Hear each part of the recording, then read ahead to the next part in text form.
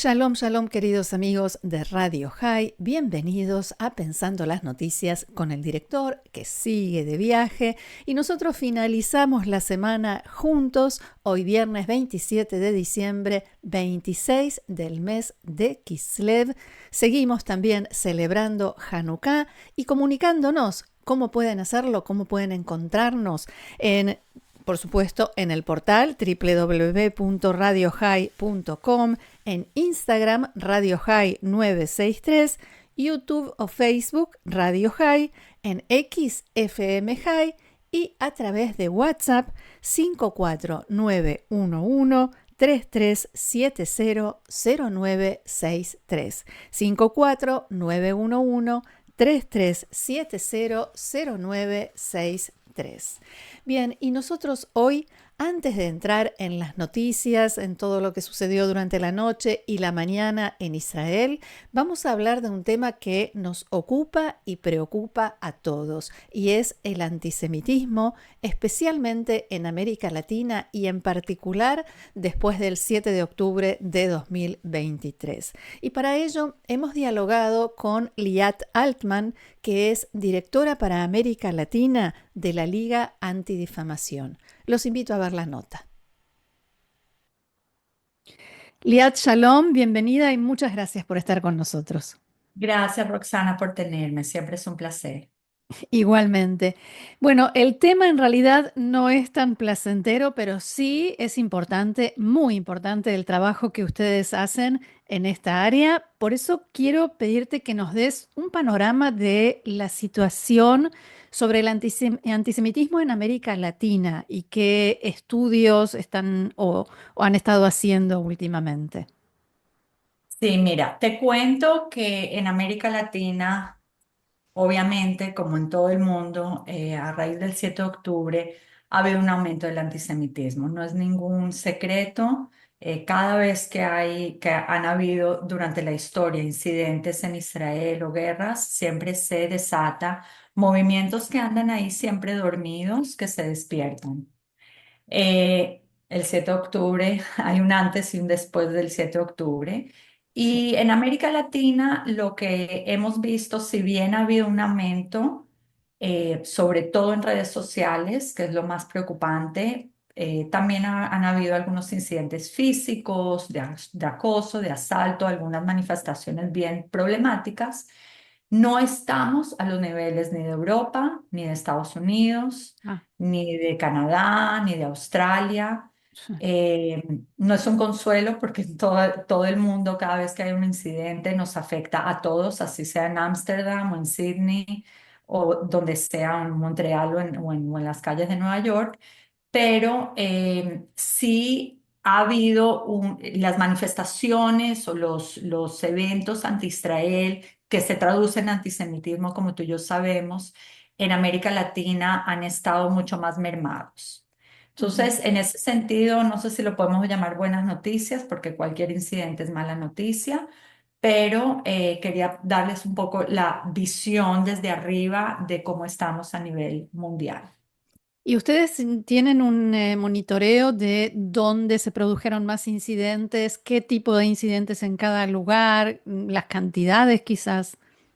Sí, bueno, te cuento que nosotros trabajamos muy de cerca con las comunidades locales porque ellos son, primera, que están súper bien Ujú. organizados, como tú bien sabes, tienen el pulso en la mano de lo que está sucediendo en su país y son sumamente metódicas y organizadas y cada vez que hay un incidente responden a ellos. Entonces, siempre trabajamos a través de las comunidades. Hay comunidades como tu vieja comunidad de Argentina, que sé que siempre tienes el alma ahí, o en Brasil, que reportan hacia afuera y tienen datos mucho más concretos de cómo se manifiesta el antisemitismo en sus países y tienen reportes anuales. La DAIA en Argentina lleva décadas haciendo sus reportes, Brasil lleva un par de años que ha tomado las riendas de demostrar que los incidentes son una fuente, la data es una fuente para poder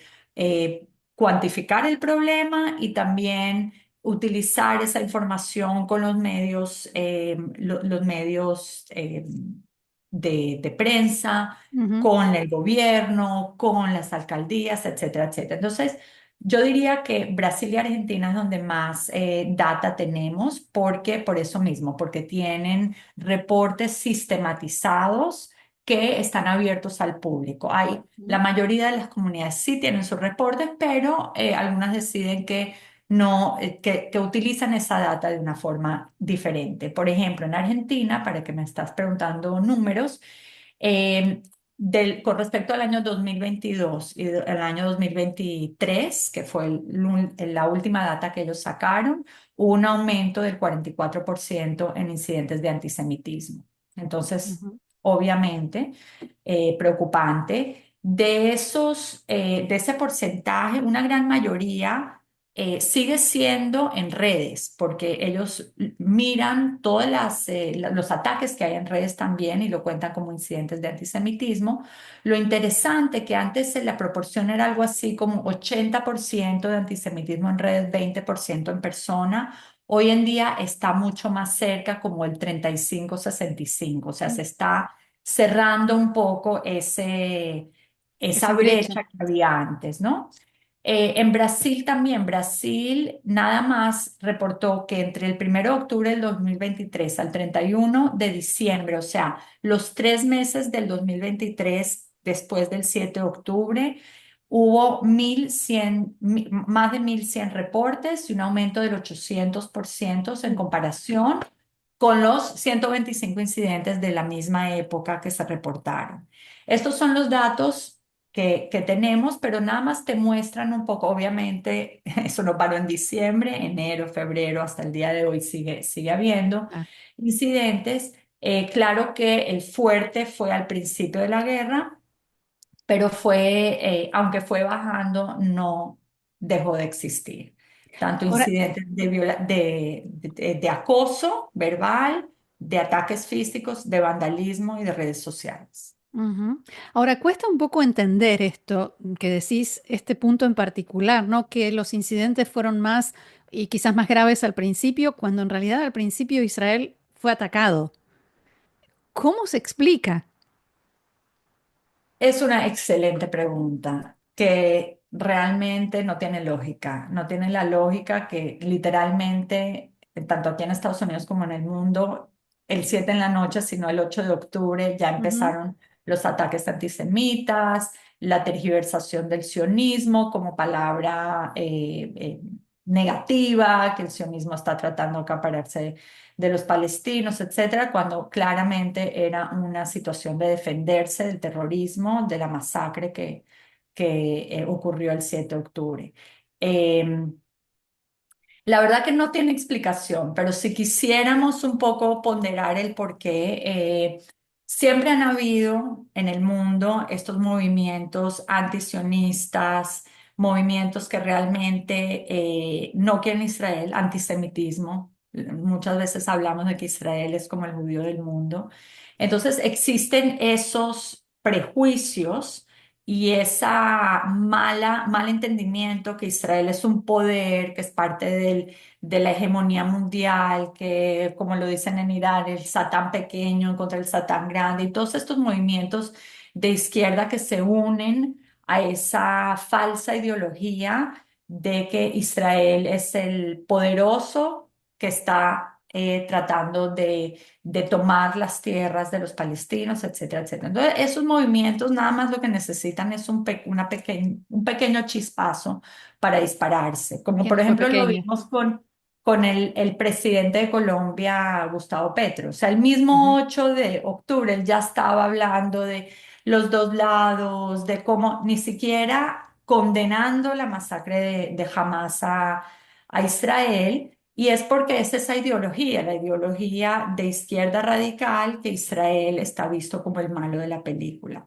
No muy diferente a la izquierda radical de lo que fue el presidente Chávez o Maduro hoy en día, u ujú. otros líderes que también están involucrados en canalizar esto a través de una falsa narrativa de los oprimidos contra los opresores, donde entra Israel como el supuesto opresor.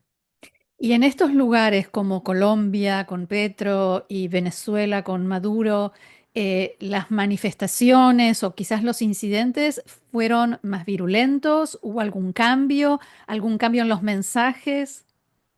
Mira, te voy a decir que realmente el pueblo colombiano, el pueblo venezolano, yo diría que no tienen esos sentimientos que necesariamente están viniendo desde las cúpulas.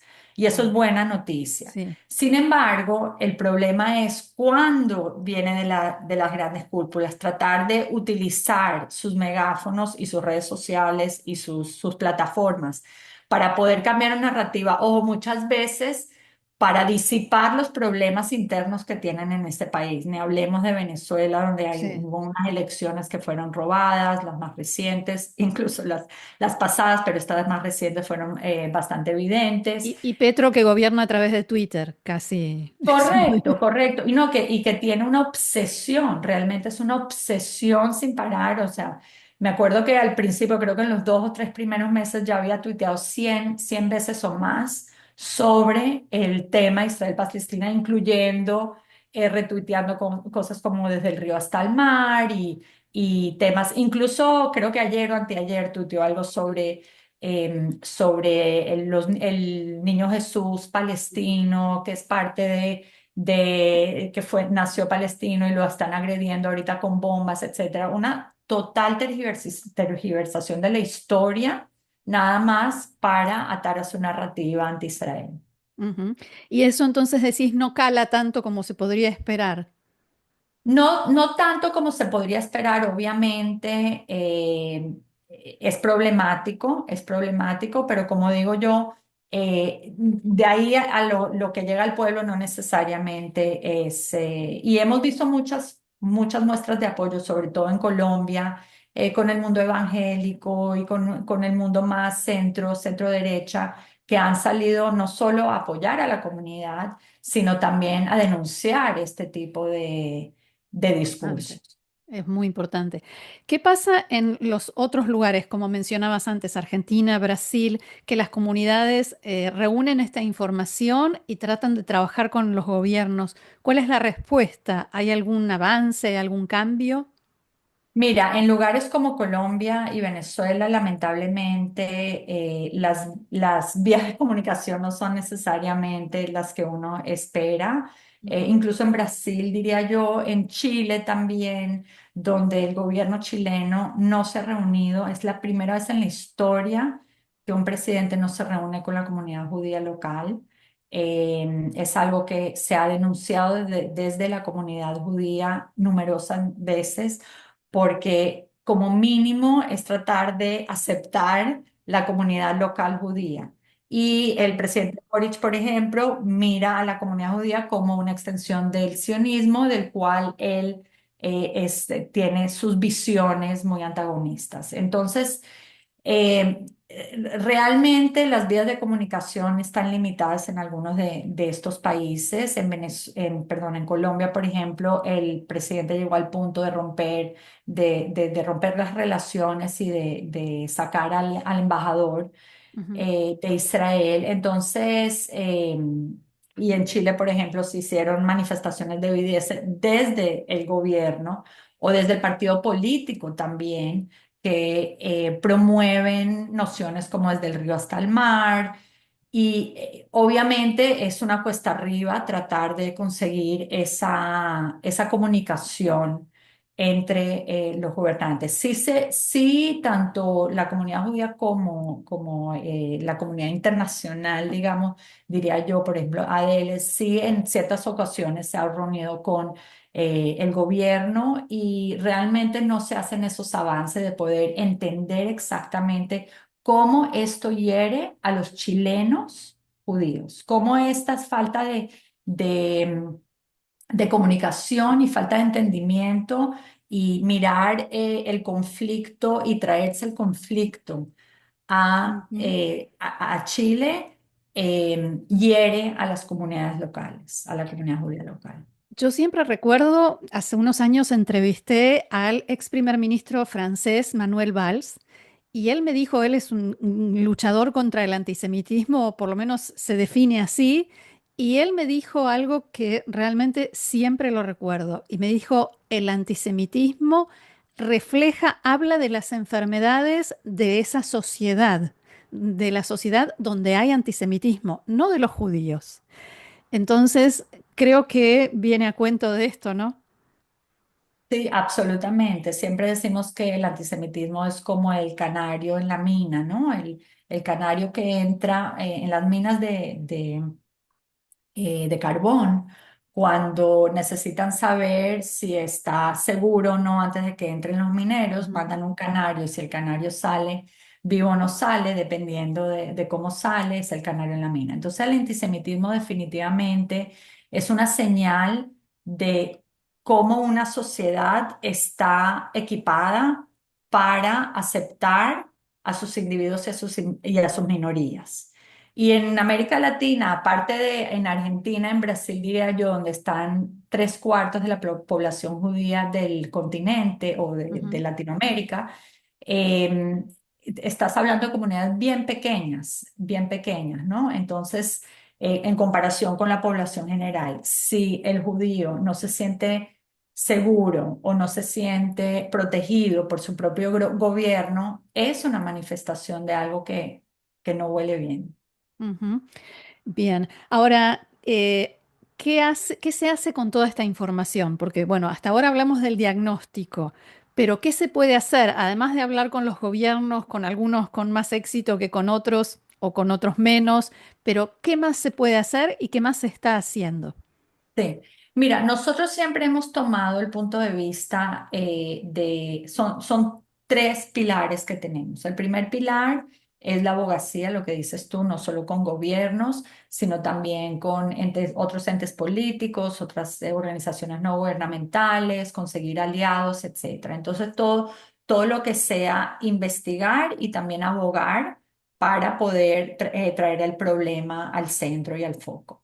Nuestro segundo pilar es el pilar de la educación, que te voy a hablar un poco más de eso en un ratico, y nuestro tercer pilar es la comunicación, que es lo que estamos haciendo tú y yo ahorita, pero también con medios, no solo medios judíos, sino medios no judíos, donde tratamos de explicar cuáles son las problemáticas para poder llegar, y obviamente no solamente a nivel de medios tradicionales, sino también de redes sociales y, y de poder utilizar un poco influencers para poder seguir, digamos, manteniendo y progresando en esa voz. Ujú, El, Nuestro tercer pilar, que es el pilar de la educación, es un pilar muy importante donde estamos muy enfocados tanto después del 7 de octubre, realmente lo que más nos hizo falta era enfocarnos internamente en la comunidad judía, porque nos estaban pidiendo herramientas para poder responder. mm, Hay muchísimas organizaciones que hacen un excelente trabajo en lo que es Asbará. ujú, Incluso tenemos muchos colegas como Gaby Ventasgal y como otros colegas que tú y yo conocemos muy de cerca, que hacen un trabajo maravilloso en la parte de Asbará de explicar el conflicto punto a punto. La visión que ha tomado EDL es apoyar esos programas de Asbará con programas de herramientas fáciles para poder responder a un incidente o a una conversación que tengas con un amigo o activamente y proactivamente tener las conversaciones. Entonces, tenemos un programa que se llama Words to Action, que ahorita está muy activo en Argentina, en Uruguay y en Chile, donde entrenamos facilitadores. Este programa lo hemos estado haciendo en Europa con muchos resultados en América, en Estados Unidos, y ahorita lo trajimos a partir de julio, lo trajimos a América Latina, donde no solamente chicos jóvenes de colegios, sino también chicos de universitarios y postuniversitarios y hasta adultos han tomado el curso para poder responder a ciertas situaciones y cómo reforzar su identidad y a qué se responde, a qué de repente no se responde y cuáles son estas herramientas para responder. Entonces, si quieres, Al final Sí, podemos colgar el programa para que el que esté interesado pueda sería averiguar muy más al bueno. respecto. Ujú, Y estamos tratando de traerlo a otros países en América Latina. Pero esa fue la primera necesidad, la necesidad de poder empoderar internamente como uno de los muchos programas de educación que se están dando en términos de identidad y herramientas para responder. ujú, Eh, Externamente, empezamos hace más de un año, antes del 7 de octubre, a hacer un programa online para jóvenes del colegio, que se llama COAJ, Combatiendo el Odio y el Antisemitismo Juntos. Y es un programa online que le queremos impartir porque estamos terminando el programa. A partir del próximo año, a principios del próximo año, lo vamos a tener en vivo, donde los chicos van a poder aprender sobre qué es un judío, lo más básico, qué es un judío, porque muchas ujú. veces hacemos estas encuestas de antisemitismo, pero la gente termina después de un tour del Museo Judío del Holocausto, dicen, ya va, pero ¿qué es un judío, no? Entonces nos enfocamos como un primer módulo en qué es un judío, luego tenemos dos módulos que explican un poco más el antisemitismo y luego cómo ser un aliado. Y este es un programa online que lo vamos a ofrecer a todos los colegios que quieran en América Latina para poder empezar de base. Porque sabemos que el odio se aprende. El odio, nadie Totalmente. nace con un gen de odio.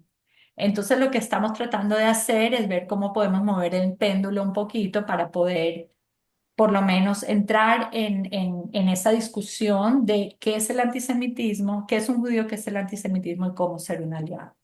Y Ujú. tenemos otros programas de educación más genéricos que también nos ayudan poco a poco a combatir el odio y el antisemitismo.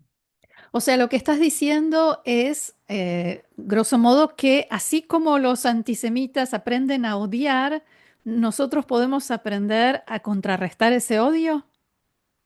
Sí, hay gente que nunca le vamos a cambiar la mente, Mm, así que tenemos que tener las expectativas claras, sí. pero hay gente que no entiende y que o quiere entender o tienen una mente suficientemente neutra como para poder explicar y para poder que se les encienda una chispa de que no todo es como ellos lo están viendo en los medios o en TikTok o como sea, ¿no? Ujú, Entonces, no es nada más tratar de convencer a los que nos odian, porque hay mucha gente que no vamos a poder convencer, ujú, pero por lo menos darle información para aquellos que están más en el medio.